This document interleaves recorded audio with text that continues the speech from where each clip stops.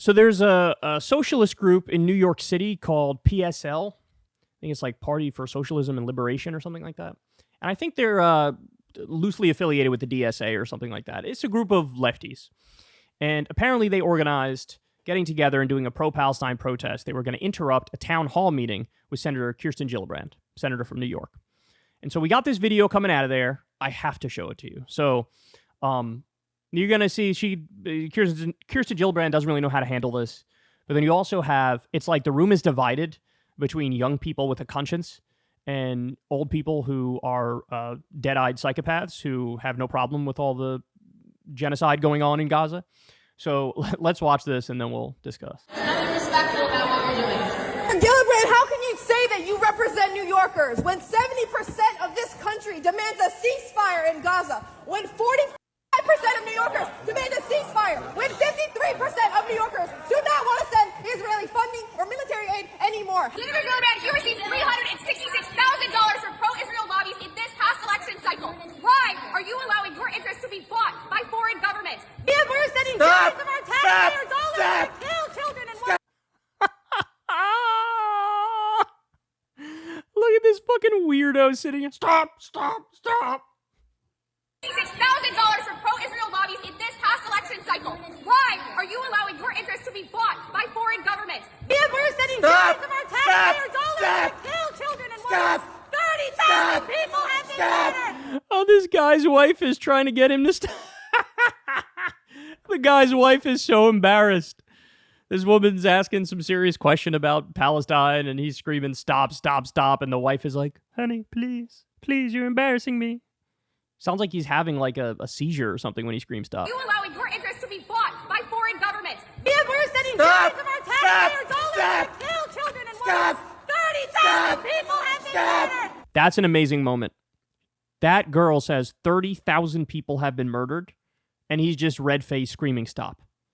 That about sums up the dialogue on the issue of Israel and Gaza, doesn't it? That about sums it up. You have young people being like, hey man, this is kind of crazy. You're carpet bombing babies. You destroyed all of North Gaza and a lot of South Gaza. 2 million people are now homeless because of the bombs that we sent to Israel that they then used on civilian populations. They're starving 2.3 million people. They did a total medieval-style siege, cut off food, fuel, water, etc. All of these things, which should shake you to your core. And the old guy's like, stop.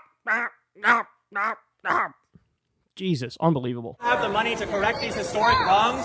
If you took the money that you had given to Israel, the $15 billion you gave to Israel of our taxpayer money. You are lying. The old guy saying, why don't you shut the hell up, to somebody again asking about Israel. Israel of our taxpayer money. You are lying to the people, saying there is a peace process when Israel is the one that has been consistently declining a ceasefire. 25-year-old Aaron Bushnell gave up his life, immolating his last words for free Palestine. And this is what you do to political success. My family members are being murdered in Gaza. Last week, 3 more of my family members have been murdered in Gaza. She's not answering, though. She's not answering.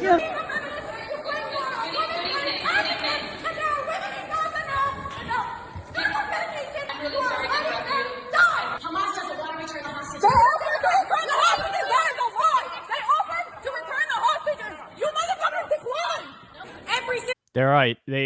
Hamas offered to return all the hostages for a permanent ceasefire. And it's Israel that's saying no. They're right. Sorry, they are. Return the hostages. You motherfuckers declined.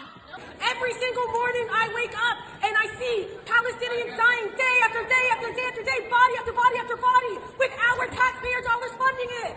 How many Palestinian children need to be killed before you call for a ceasefire? You have blood on your hands. My people deserve to live. My people deserve to live. You have blood on your hands. Look, man, I love that these people can't go anywhere without this happening. It happened to Adam Schiff when he was given his little victory speech after winning the primary for the U.S. Senate seat in California, Dianne Feinstein's seat. It's happened at Biden events, which is now the reason why they are hyper vigilant and they really scrutinize people and they try to like keep Biden in his little protective bubble. Even Biden's own staffers and the people who are campaigning and stuff for him, even they don't want to go to college campuses because they know that stuff like this is going to happen. I love that these people who are functionally supporting genocide can't go anywhere. I love it. They should be shamed anywhere they go. There should be people yelling at them anywhere they go. I don't care about civility. I don't care about decorum in this instance. Because you know what's really a violation of civility and decorum? Genocide. Carpet bombing babies is quite a violation of civility and decorum and norms. So this kind of a violation of civility, decorum, and norms, I'm perfectly fine with.